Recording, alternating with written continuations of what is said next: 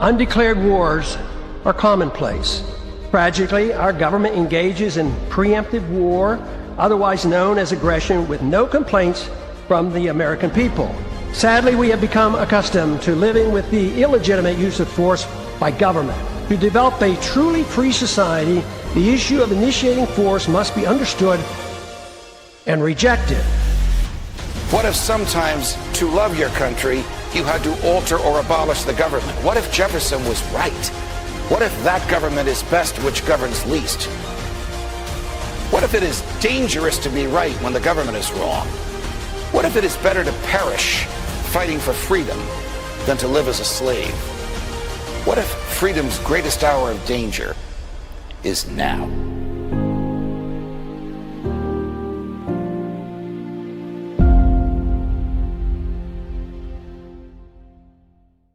Hi, everyone. Judge Andrew Napolitano here for Judging Freedom. Today is Monday, January 26th, 2026. Larry Johnson will be here in a minute on how do we know Russia is winning the war against Ukraine? What are the metrics? And what conceivable defense is there for shooting an unarmed man restrained on his belly on the frozen ground in the back? But first this. History tells us every market eventually falls. Currencies collapse. And look at where we are now. 38 trillion in national debt. Stocks at record highs defying gravity. So what happens next? Groceries, gas, housing, everything's going up. And this dollar, it buys less every day. When the system breaks, your stocks won't save you and your dollars won't either. But one thing will: gold. I've said it on my show for years. Gold survives collapse. Central bankers know this and billionaires know it. That's why they're buying more.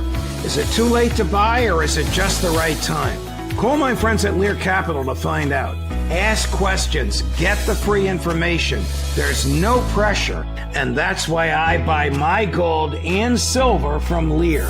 And right now, you can get up to $20,000 in bonus metals with a qualified purchase. Call 800-511-4620 or go to LearJudgeNap.com today. Larry Johnson, welcome here, my dear friend. I can see you're nice and warm in your Florida shirt. There's a foot of snow in New York City, and many of the roads are impassable. Before we get to Russia's coming victory, and you've done some terrific research on the metrics behind this argument, what is your take on the ICE killing of this nurse, Alex Petraeus, over the weekend? Yeah, it should be, the officers should be charged with manslaughter at a minimum. Look, I'm a firearms instructor, and one of the classes I teach a couple of classes about how to defend yourself in the home, how to defend yourself outside the home. I teach concealed carry, and taking a human life is the very last thing you should do. If you can disengage, if you can find some way to de-escalate, do that. So, but in this case, they put out, oh, this guy had a handgun. Yeah, he had a handgun. It was in a holster that was behind him in his backside. It's called an inside the waist holster. So the gun, he had a gun, a Sig Sauer, I believe it was a 320. He didn't draw it. If he had drawn the gun, then yeah, it would have been a justifiable shooting. But he didn't. What happened was, and you can see this now clearly on the video, when you slow it way down, one of the officers, these Homeland Security, Border Patrol officers, took the gun, they grabbed it. And I think what happened is, as soon as they saw the gun and they grabbed it, that officer shouted, "Gun, gun, gun!" And one of the other clowns then said, "Oh my God, he's got a gun out," and drew his gun and began firing. And not only him, 2 or 3 of them were firing shots. I mean, this is the level of incompetence that was on display there by these these Homeland Security personnel is just shocking. So, at a minimum, that officer needs to be charged with manslaughter. His supervisor on scene needs to be fired. This was poor training, a combination of poor training and lack of proper management control. Now, look, Alex Preddy, he shouldn't have brought the gun. Do not bring a gun to a protest. I'm not blaming him for provoking it, but he helped create that situation. Poor judgment on his part bringing that. That said, the initial confrontation with him, he was standing in the middle of the street. He moved to the side. A Homeland Security officer came over and violently shoved a woman who wasn't doing anything to that officer. So that was an assault by police, number one. Preddy got in the middle. He got in between them trying to stop it. And then they immediately began pepper spraying him and then beating him. And he had at least 5 Homeland Security officers on him. And again, if 5 guys are unable to restrain one individual, please. It's just, on his belly, on the frozen earth, and temporarily, in this case, because he dies a few minutes later, permanently blinded. How could Kristi Noem claim that this is self-defense? That's the problem with the problem here. Also, is the government lying? They called him. Stephen Miller called him an assassin. Trump called him a terrorist. Noem said he was prepared for mass murder. I mean, this is just crazy. Same thing they did with Renee Good. They demonize the dead person. Well, it's like, again, I have a slightly different take on the Renee Good. I'm not justifying that shooting. And again, the officer, I think it's borderline, because you can say, oh, she's driving at me, I've got to shoot. He had some options. He didn't have to shoot. What I'm seeing with these guys is they're very quick on the trigger. But for Noem to call this guy, and Stephen Miller to call this guy a terrorist and prepared for mass murder, no, when you watch the video, it's not like it would have been one thing if as soon as the Homeland Security officers approached, if he started throwing punches at him. He didn't do that. So he was not attacking them. He was trying to prevent them hurting this woman more. Right. And that's right. This gets down to training. You train police officers normally are trained to try to de-escalate. Now, and I can show you lots of videos online where police just, they forget that and they act with their full authority and abuse the rights of people. But in this case, if the woman's not directly attacking you, there's no need to lay hands on her. And that's what this cop did. He went up and immediately shoved her. She goes to the ground. Preddy steps in trying to get between him, the attacking officer, and that woman. And then they began pepper spraying him, beating him. They forced him to the ground. He wasn't flat out on the ground. He was still up on his knees. You can see in the picture in the video I posted at sonar21.com, where you can see a hand come down and pull the firearm from his holster. So he's still sort of up on his knees. This is a horror show, and Trump is exacerbating it by making these outlandish, outrageous claims about what this individual was doing. Was he protesting? Yes. And he had every right to protest. I mean, he has every right to protest carrying a sidearm. The Supreme Court has said the Second Amendment occupies the same space in our hierarchy as the First. Unless the police are arresting him, and there was no basis to arrest him when they threw him to the ground, they cannot take his gun from him any more than they could silence him from saying what he thinks about them. Here's go ahead, Larry. Well, I just said when they if they were arresting him, hands behind his back, they can take the gun out. But again, this gets back to the judgment of all the individuals involved. If you're going to that kind of protest, don't bring a gun. Don't give them an excuse. It's just, I think it's more on the common sense side. But here's a montage Chris put together. Who goes to a protest and brings a gun? I mean, was he not asking for some kind of trouble in that situation? But as Secretary Noem said, no one who wants to be peaceful shows up at a protest with a firearm that is loaded with 2 full magazines. That is not a peaceful protest. And I don't know of any peaceful protester that shows up with a gun and ammunition rather than a sign. I'm sorry that this gentleman is dead, but he did bring a 9mm semi-automatic weapon with 2 cartridges to what was supposed to be a peaceful protest. Peaceful protesters don't have 9mm weapons. He wasn't there to peacefully protest. He was there to perpetuate violence. I mean, as you know, he was an ICU nurse, worked for the Veterans Administration, and there's no evidence that he brandished the gun whatsoever. In fact, it appears but he brought he was a disarmed gun. before he brought a gun. I've been to a protest. Yeah. Guess what? I didn't bring a gun. I brought a billboard. You cannot bring a firearm loaded with multiple magazines to any sort of protest that you want. It's that simple. You don't have that right. yeah, that's just crap. They don't understand the Second Amendment. Yeah, in the United States, here in Florida, we have open carry, not concealed carry, open carry. He could have gone to that protest carrying open if that was happening in Florida, and the police do not have the right to take your gun just because they want to take it. You can carry. It's a right of self-defense. I am sickened, outraged, shocked, disgusted by Trump and his clowns, because they, a lot of people who voted for Donald Trump are voting for a guy they thought would protect Second Amendment rights. Right. And here they're making the case, you don't have any Second Amendment right.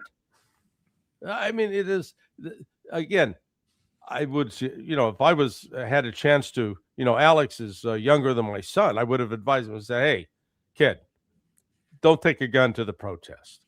These guys, they're out of control. Can you connect the dots between murdering people on speedboats and fishing boats on the high seas in the Caribbean and murdering people in the streets of Minneapolis? Well, let's give Trump credit for something. He's consistent by ignoring international law, ignoring law. This is lawless behavior. Killing people in boats out in the Caribbean who are not firing on U.S. ships or U.S. personnel is murder. That's pure and simple. And here in this case, even though this Alex Petraeus was carrying a firearm, it was concealed until he was forced to the ground.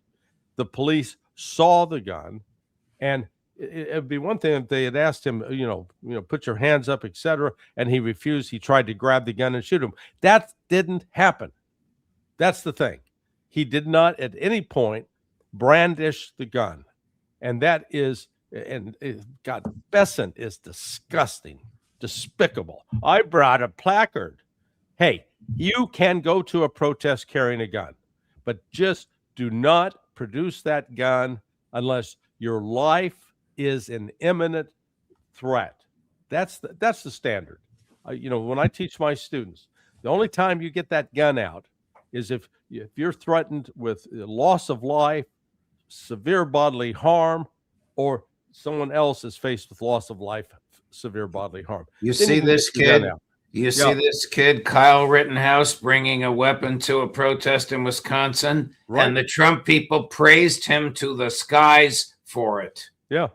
Hey, if you're looking for consistency, you're not going to find it. Don't look at Donald Trump and that group. I mean, you have done some terrific research on the metrics behind how we know Ukraine is losing badly and Russia is winning. Can you share that with us?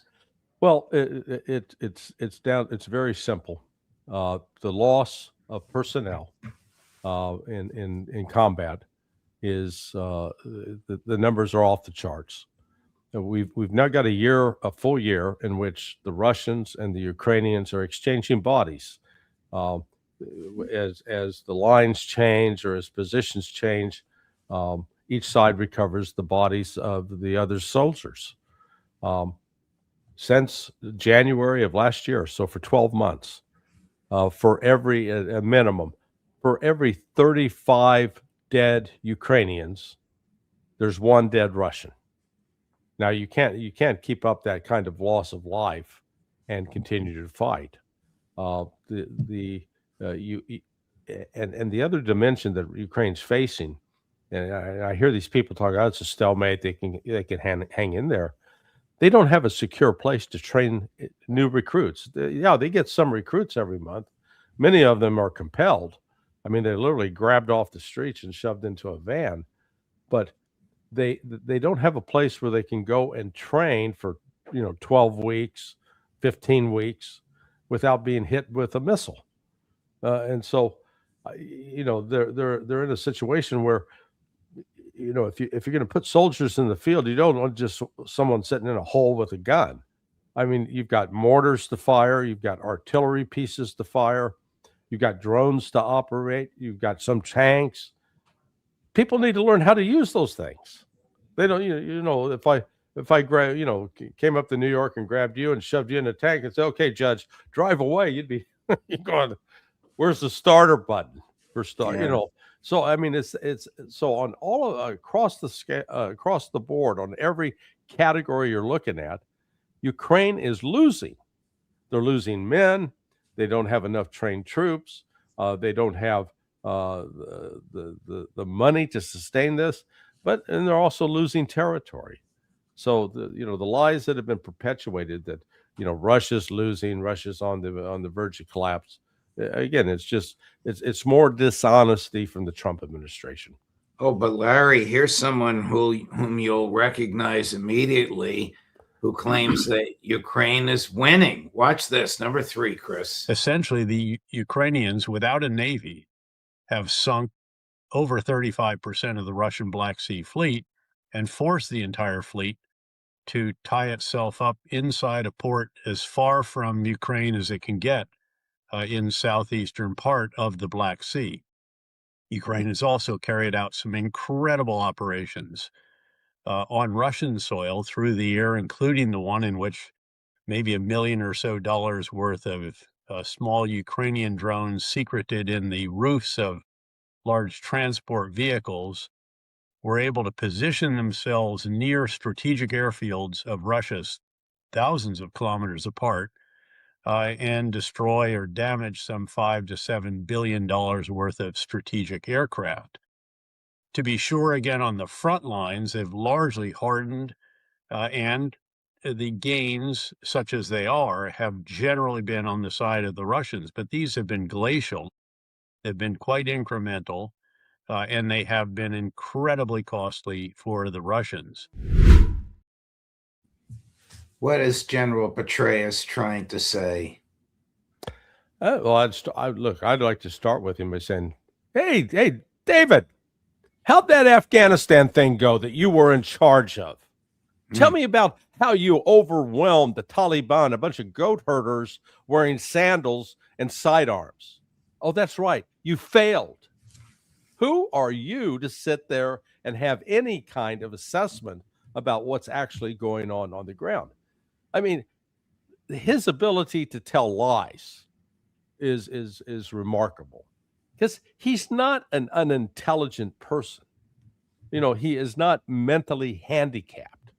But by God, I have never, watching guys like him and Jack Keane, it reflects on what a travesty our own military has become, at least at the leadership level. If you've had a son or daughter thinking about having them join the U.S. military, don't. They're being led by morons. And here is a classic example with Petraeus.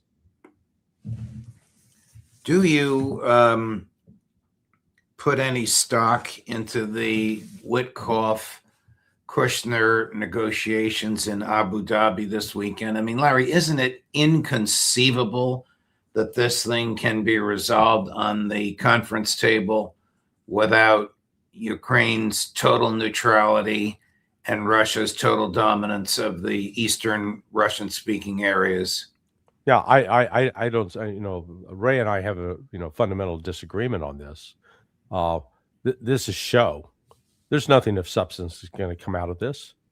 Russia's not going to make concessions with respect to territory. They're not going to say, "Oh, okay, well, we'll keep Donetsk and Luhansk, but we'll hold up in Zaporizhia and Kherson. That's okay. We'll stop in place." They're not going to do that. They've already made it clear. Kherson, Zaporizhia are now permanently, forever, part of the Russian Federal Republic. They are part of Russia, not going back. Same with Crimea. So there is no foundation for negotiation here. And look, Zelensky over the weekend reiterated, we're not going to surrender any territory to those Russians. If you're going to have a negotiation, you have to have at least one party willing to make some concessions. Russia's not willing to make any concessions. They've got their demands. They've been very clear about them. They're not going to back off of those. And apparently Zelensky is equally intractable. So, yeah, this is a diversion. It's show, but nothing of substance is going to come from it. Why is it taking so long for the war to end, for Russia to achieve its goals militarily? Because Russia didn't. It's a special military operation. What that means is you've not fully mobilized society. That means you haven't required all the reserves to become active and to have leveled that everybody who's of between the ages of 18 and 30 must now sign up and come in. You haven't directed all the resources of society to go to the war effort, and they're taking steps to not kill Ukrainian civilians. That has been a priority for Russia from the outset. Because you look, just compare the numbers. Look at how many women, children, elderly have been killed by the Israelis in Gaza, in a much smaller area, with what has transpired in Russia and in Ukraine. It's not even comparable. Now, what has taken place in the last 2 months, Russia has now, they're turning off the electricity across the board. But again, in doing that, they are forcing the civilians out of the cities because they're going to attack those cities. They're going to attack Kiev. They're going to attack Kharkiv. They're going to attack Zaporizhia, the big city, Dnipropetrovsk. But the civilians are leaving, they're fleeing because it's becoming uninhabitable. But this notion that, again, Petraeus, they're moving very, very slow. Well, bottom line, they're moving. And this year, they're moving at a far greater pace than in the past. One, in part because the Ukrainian military itself is far weaker. But the Russians, if they wanted to just destroy the city, break the back of Ukraine, they could have done that, but they haven't because they're trying to limit civilian casualties. Listen to the nonsense from President Zelensky yesterday, claiming the U.S. has agreed to security guarantees and all they need are signatures on the document. Chris, cut number one. When today we had conversation with American team, and when American team, me, and when American president and his team, and we all said that security guarantees is done.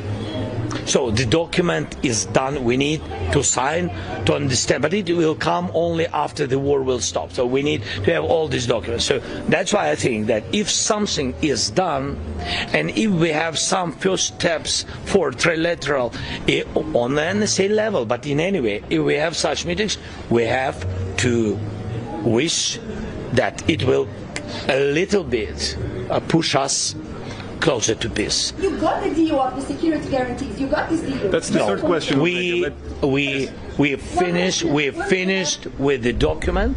The document has to be signed by the sides, by the presidents, and then we'll go to national parliaments in the United States, is Congress, in Ukraine is Parliament. Thank you. What is he talking about? It's time to cue up the Grateful Dead song, "Driving That Train High on Cocaine." Wow. He's delusional. Russia is not going to allow U.S. or European troops to come into Ukraine to, quote, provide security guarantees. Not going to happen. That is the ultimate cause of this war. Correct. The fact that NATO was moving to the east. Russia doesn't want more Europeans, Germans, French, Brits, Poles, or American soldiers, quote, patrolling areas of Ukraine, because they're there just to provide a tripwire, an excuse to bring the West into the war. The West is already, look, they're already engaged in war with Russia. That's the thing that the Russians have avoided escalating this, because the last thing they want to do is get into a nuclear exchange with the West. Up until recently, though, particularly the Europeans are insistent on trying to confront Russia and escalate this militarily. But the reality of what's happening on the ground right now, Russia is in the process of destroying Ukraine's ability to fight. Larry Johnson, a pleasure, my dear man, no matter what we talk about. Thank you very much. Look forward to seeing you Friday with that youngster McGovern. Hey, stay warm. Get one of those Russian Yushanka hats, the ones with the ear flaps that come down. I can use one today. All right. Thank you, Larry. All the best. Thank you. And coming up later today at 1 o'clock this afternoon, Sheriff David Hathaway on all of this, especially Minnesota. And at 2 o'clock, Scott Ritter, Judge Napolitano for Judging Freedom.